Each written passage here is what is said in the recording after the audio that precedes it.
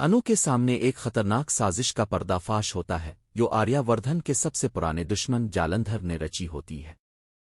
इसी लम्हे आर्यावर्धन के माजी का एक बड़ा राज भी सामने आ जाता है। आने वाले सनसनीखेज वाकयात में अब देखेंगे कि जालंधर पुलिस को रिश्वत देकर खुद को जमानत पर रहा करवा लेता है। जैसे ही वो बाहर आता है इसकी खबर फौरन झंडे तक पहुंचती है। झंडे घबरा जाता है और दिल ही दिल में कहता है, मुझे फौरन आर्या सर को ये बताना होगा। वक्त के साथ झंडे की हालत बिगड़ने लगती है। पहली बार मेरा इसे इतना परेशान देखती है और पूछती है, झंडे क्या बात है? आप इतने घबराए हुए क्यों लग रहे हैं?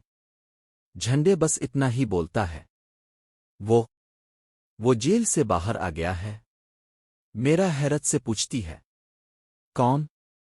इसी लम्हे एक अजनबी शख्स आर्यावर्धन के ऑफिस में दाखिल होता है और कहता है, मुझे आर्यावर्धन से मिलना है।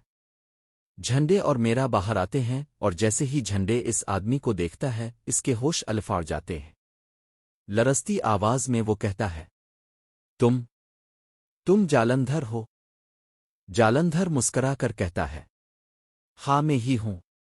और अब मुझे बताओ तुम्हारा आर्यावर्धन कहाँ है?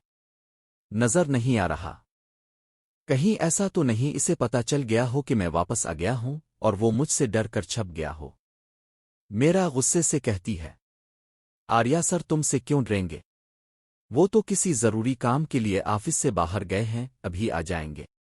आने वाले मनाजिर में झंडे जालंधर से पूछता है, तुम यहां क्यों आए हो? तुम्हारा मकसद क्या है? जालंधर कुछ बोलने ही वाला होता है कि इसी वक्त आर्यावर्धन की शानदार एंट्री होती है। जालंधर फौरन इसके सामने आकर खड़ा हो जाता है। आर्यावर्धन इसे देखकर हैरत में पड़ जाता है।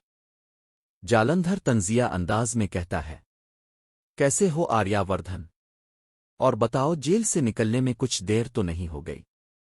ये सुनते ही आर्यावर्धन के जहन में माजी की खौफनाक यादें उभरने लगती हैं। अब जालंधर ने तय कर लिया है कि वो आर्यावर्धन को रास्ते से हटाकर ही दम लेगा और इसीलिए वो इस पर जानलेवा हमला करने की तैयारी में है। दूसरी तरफ अनु को पहले ही एक अनजानी सी बेचैनी महसूस होती है, जैसे आर्यावर्धन पर कोई बड़ा खतरा आने वाला है। कुछ वक्त बाद अनु को मालूम हो जाता है कि जालंधर आर्यावर्धन के पीछे क्यों पड़ा हुआ है।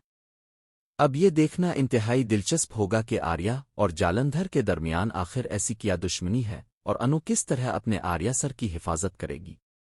और हाँ, एक खास बात, आने वाले एपिसोड में जालंधर को रावण की तरह दिखाया जाएगा जो बुराई की अलामत है। और हमेशा की तरह यहाँ भी अच्छी नियत और सच्चाई की जीतेगी।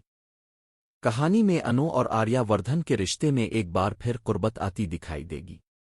सवाल अब से, क्या अब भी यही चाहते हैं कि अनु और आर्या सर के बीच की गलत फहमियां दूर हों और वो एक हो जाएं?